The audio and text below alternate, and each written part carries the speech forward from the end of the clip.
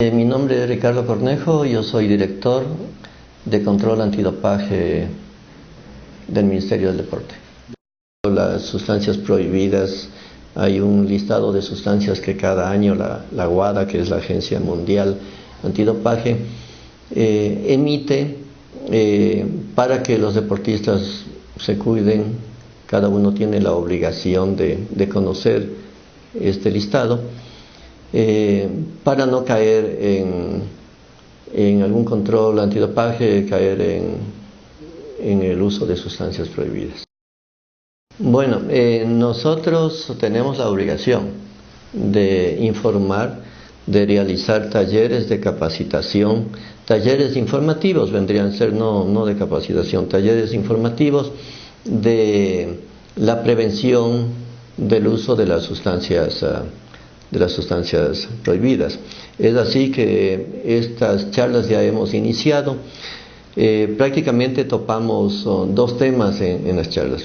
El primer tema es la parte médica, en que intervienen médicos del Departamento de la Dirección de Medicina del Deporte, y la parte legal, si se puede llamar así, que es dictada por nuestros funcionarios de la ONADE. En esta parte legal lo que se trata es de hacer conocer tanto a los deportistas, dirigentes, entrenadores, médicos, o todo el equipo técnico que está alrededor del deportista, inclusive sus padres de familia, hacerles conocer lo que es el Código Mundial Antidopaje, las consecuencias de la violación de esos códigos y cómo deben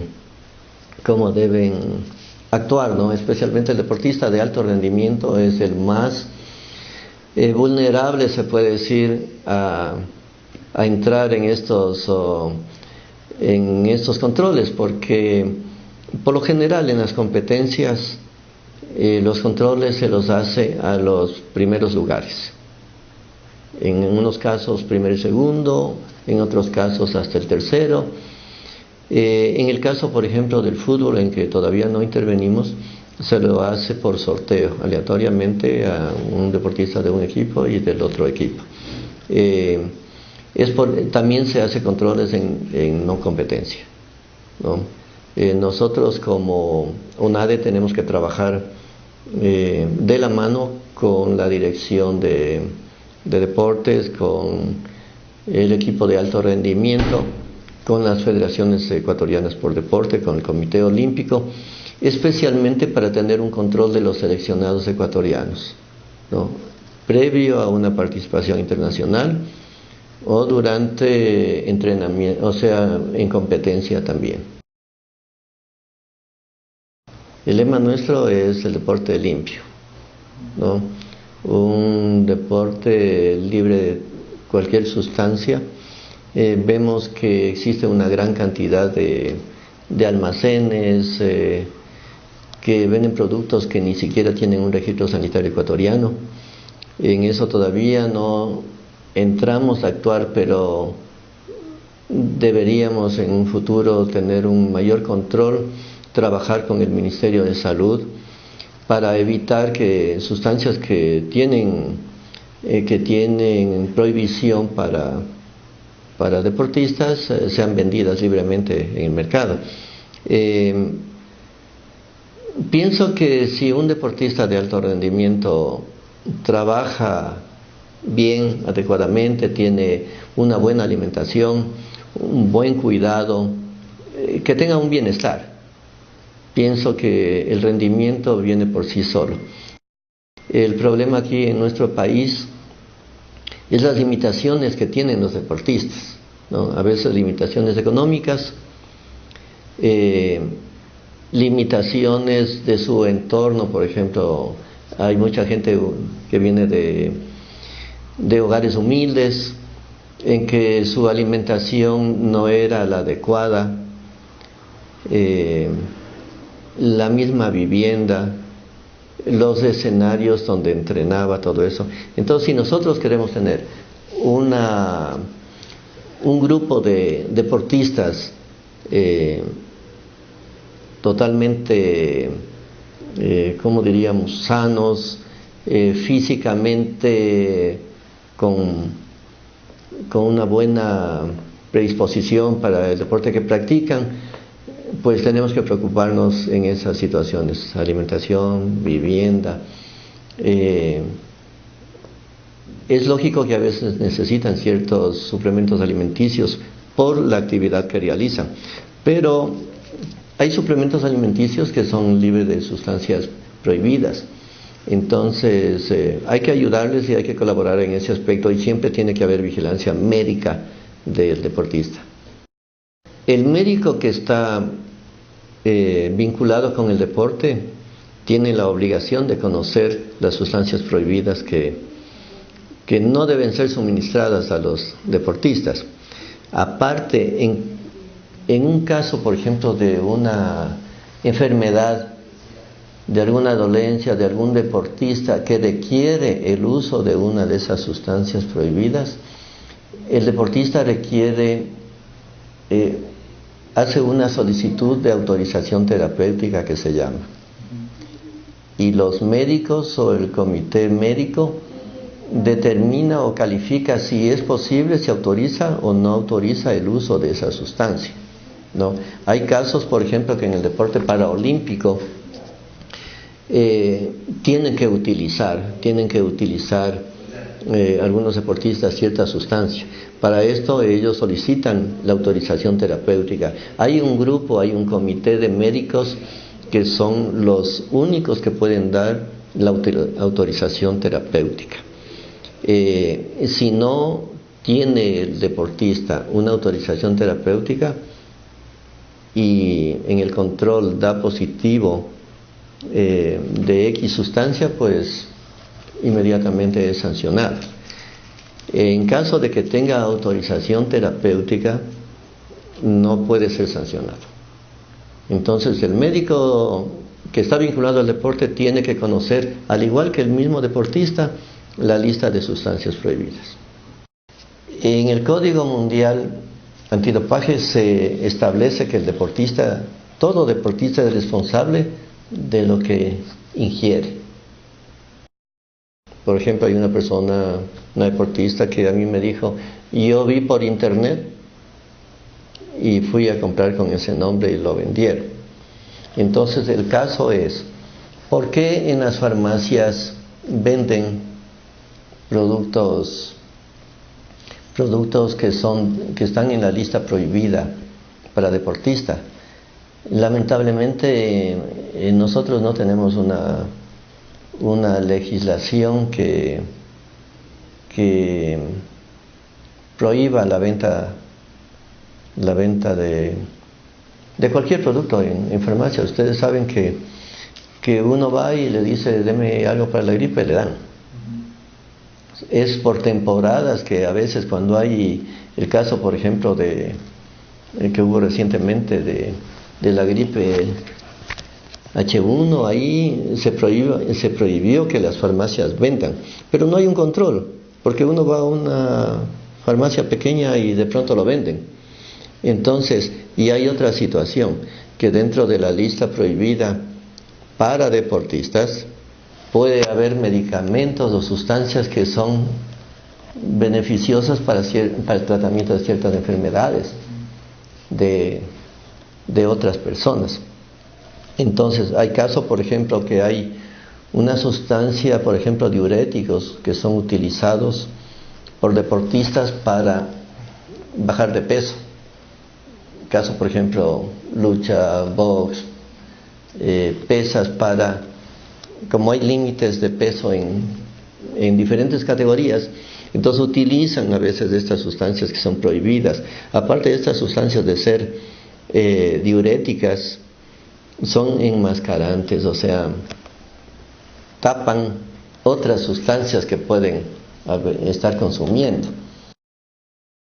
Hay dos tipos de controles: el control de la orina, que es el que comúnmente se utiliza en el mundo, y aquí en el país utilizamos solo ese control, y yo les voy a indicar por qué. Y el otro control es el control de sangre.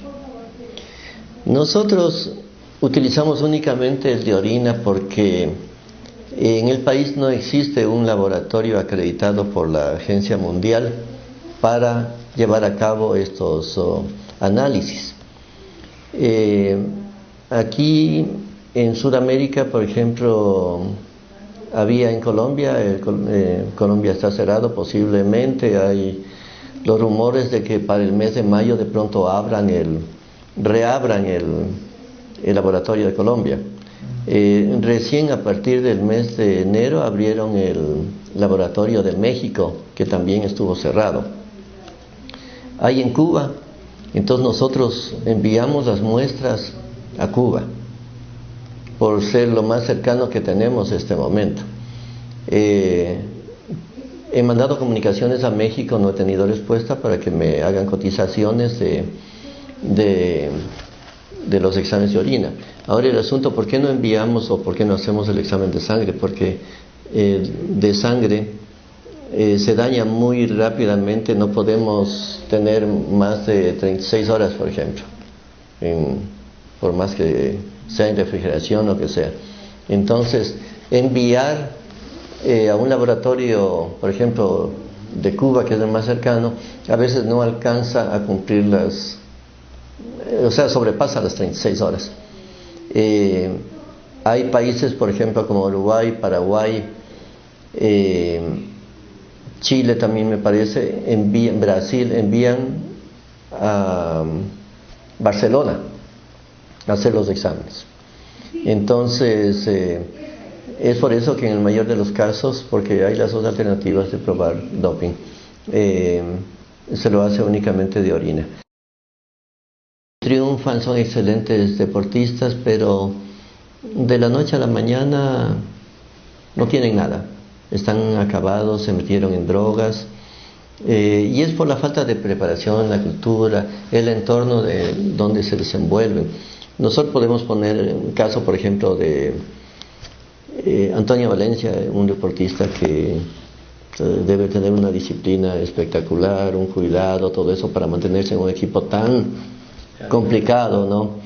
Y deportistas que hubieran estado igual, que no se supieron cuidar, que fueron indisciplinados, que son expulsados, que no llevan una vida como debe ser un deportista de alto rendimiento. Caso Tim Angulo, por ejemplo, un muchachito de 21 años que cayó por cocaína. Entonces nunca hubo la colaboración, la ayuda sustancial para que le bajen la pena, y bueno, fue sancionado 4 años, ¿no?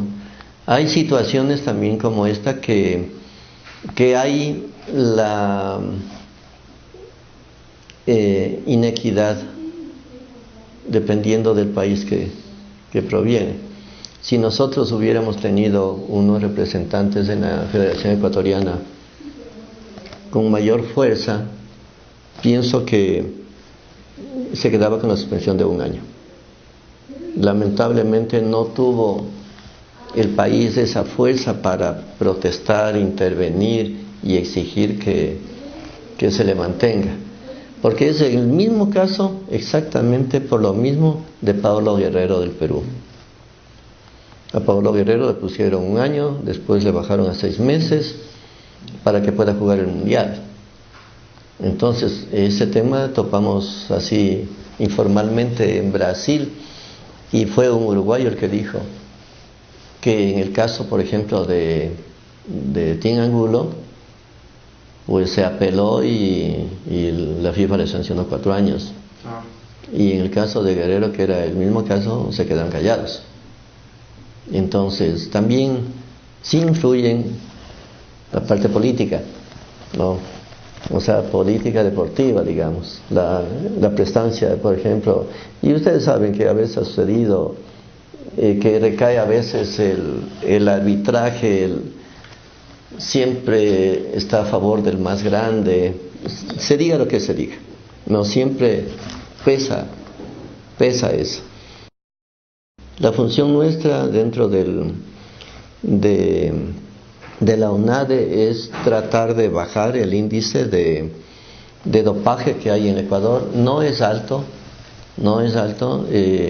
El año anterior hubo 80 controles de muestra y tenemos 3 casos que lo estamos todavía tratando, y un caso de box en juegos en Chile, me parece. Que eso, la gestión de resultados, sanción, eso sale de nuestro ámbito porque fue un evento internacional. Nosotros tenemos como meta este año tomar alrededor de 300 muestras. O sea, vamos prácticamente a cuadruplicar lo que se hizo el año anterior, y esperamos pues no tener la desagradable noticia de que algún deportista tenga un analítico adverso.